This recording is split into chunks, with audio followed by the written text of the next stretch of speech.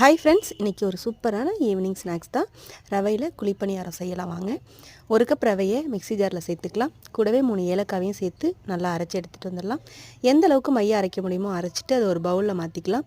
அரை கப் அளவுக்கு கோதுமை மாவு, ஒரு பிஞ்சளவு உப்பு சேர்த்து கலந்து விட்டுக்கலாம். 1 கப் அளவுக்கு வெல்லத்தை 1 கப் தண்ணியில் கரைச்சி வச்சுருக்கேன். அதை வடிகட்டி இது கூட சேர்த்து நல்லா கலந்து விட்டுக்கணும். மாவை நல்லா கட்டி இல்லாமல் கலந்துக்கலாம். கலந்த மாவில் ஒரு பிஞ்ச் அளவுக்கு சோடாப்பு சேர்த்து மூடி போட்டு ஒரு 15 நிமிஷம் அப்படியே விட்டுடலாம். சரியான பதத்துக்கு மாவை கரைச்சி எடுத்த பிறகு பணியாரக்கல் வச்சுட்டு நெய் விட்டுக்கலாம். நெய் விட்டு 3/4 பாகம் அளவுக்கு மாவை ஊற்றிட்டு அடுப்பை மீடியம் ஃப்ளேம்லேயே வச்சு வேக வைக்கணும். நம்ம வெல்லம் சேர்த்துருக்கிறதுனால டக்குன்னு கலர் மாறிடும், உள்ற வேகமாக போயிடும். அதனால நம்ம அடுப்பை மீடியம் ஃப்ளேம்லேயே வச்சு வேக வச்சு எடுத்தோம்னா ரொம்பவே அருமையான சூப்பரான ரவையில் ஹெல்த்தியான குழிப்பணியாரம் ரெடி ஆகிடும். எல்லோரும் விரும்பி சாப்பிடுவாங்க. பிடிச்சிருந்தால் லைக் பண்ணுங்கள். நன்றி, வணக்கம்.